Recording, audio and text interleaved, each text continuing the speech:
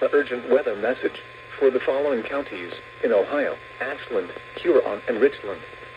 The National Weather Service in Cleveland has issued a tornado warning for northern Richland County, southern Huron County, northern Ashland County, until 9 p.m. Eastern Daylight Time.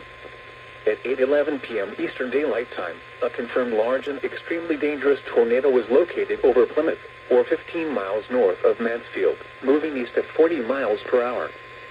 This is a particularly dangerous situation. Take cover now.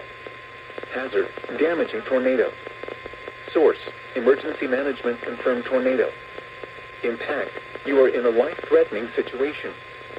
Flying debris may be deadly to those caught without shelter. Mobile homes will be destroyed.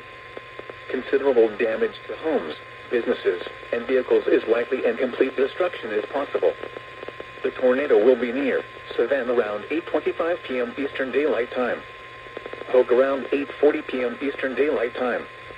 Other locations impacted by this tornadic thunderstorm include Macon, Sullivan, Roseburg, Nova, Shenandoah, Bailey Lakes, Olivsburg, and Greenwich.